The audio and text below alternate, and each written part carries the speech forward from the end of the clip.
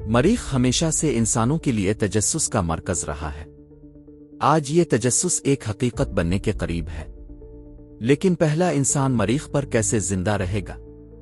हम सफर से लेकर रहने तक, खाने से लेकर ऑक्सीजन बनाने तक हर चीज का जायजा लेते हैं। मरीख तक पहुंचना आसान नहीं। ये सफर तकरीबन 6 से 9 महीने का होगा। इस दौरान खला नवर्द सिफर कशिश से पट्टों की कमजोरी और शदीद रेडिएशन का सामना करेंगे।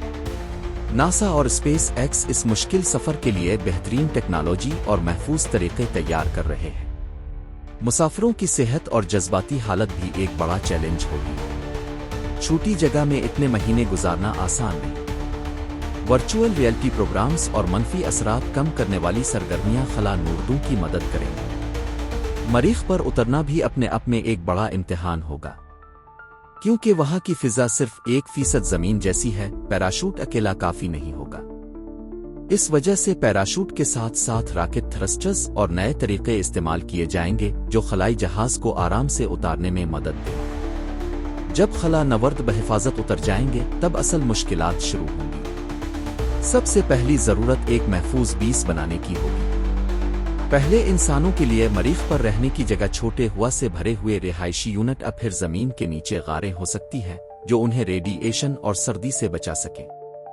जिंदगी की बका के निजाम और ऑक्सीजन जनरेटर वहां की मुश्किलात से बचने के लिए बहुत जरूरी होंगे।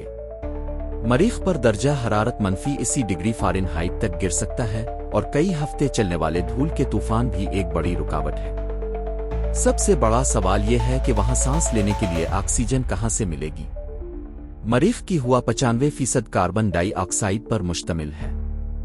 नासा का मोकिसी तजर्बा पहले ही ये साबित कर चुका है कि हम वहां की फिजा से ऑक्सीजन निकाल सकते हैं। अगर इस टेक्नोलॉजी को बड़े पैमाने पर इस्तेमाल किया जाए तो ये सिर्फ सांस लेने के लिए नहीं बल्कि जमीन वापसी के लिए रॉकेट ईंधन तैयार करने के लिए भी मददगार साबित होगी। पानी एक और बड़ी जरूरत है। इतना ज्यादा पानी जमीन से ले जाना मुमकिन नहीं, इसलिए साइंसदान ज़मीन बर्फ के ज़खायर से पानी निकालने और मरीख की फिजा से कुंडनीसरस के जरिए पानी इकट्ठा करने का मंसूबा बना रहे हैं। खाने का इंतजाम मरीख पर बहुत बड़ा चैलेंज होगा। हर चीज जमीन से भेजना महंगा और मुश्किल होगा, इसलिए खला नवर्द खास ग्रीन हाउसेज में फसल उगाएंगे। साइंस पहले ही ये साबित कर चुकी है कि आलू और लीटिश मरीख की मिट्टी जैसी मिट्टी में उगाए जा सकते हैं।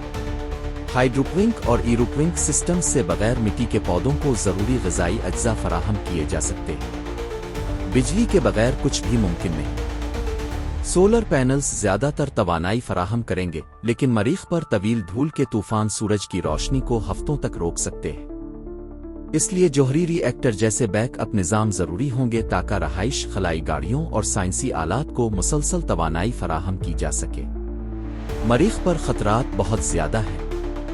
धूल के तूफान पूरे सैयारे को ढांप सकते हैं और महीनों तक जारी रह सकते हैं। दर्जा हरारत इंतहाई कम होता है और वहां मकनातीसी फील्ड ना होने के बाइस मरीख खला से आने वाली खतरनाक रेडिएशन के निशाने पर है। जिंदा रहने के लिए रेडिएशन से महफूज खलाई लिबास, जेर जमीन पनागाहें और मोहतात मंसूबा बंदी की जरूरत होगी। हर लम्हा जो 20 के बाहर गुजारा जाएगा खतरे से भरपूर होगा। मरीख और जमीन के दरमियान राब्ता भी एक चैलेंज होगा। एक पैगाम को जमीन तक पहुंचने में 5 से 20 मिनट लग सकते हैं। इसका मतलब है कि खला नूरदों को बहुत ज्यादा खुद मुख्तार होना पड़ेगा। मसनूई जहानत पर मबनी मावनीन, रोबोटिक मददगार और पहले से तयशदा हंगामी प्रोटोकॉल किसी भी बहरान से निपटने में मदद देंगे। पहले मरीखी मिशंस मुस्तकबिल की एक बड़ी तब्दीली की बुनियाद रखेंगे। वक्त के साथ इंसान मुस्तकिल बस्तियां, तहकीकाती मराकिज़ और हत्ता के मरीख को जमीन जैसा बनाने के मंसूबे भी शुरू कर सकते हैं। मरीख को दूसरा घर बनाने का ख्वाब पहले से कहीं ज्यादा करीब आ चुका है।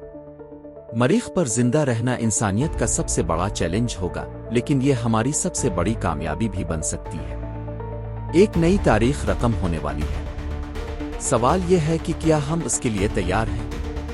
अगर आपको ये वीडियो पसंद आई तो लाइक करें, अपनी राय कमेंट्स में दें और मजीद हैरत अंगेज साइंसी और खलाई वीडियोस के लिए हमारे चैनल हिस्ट्री की दुनिया को सब्सक्राइब करें।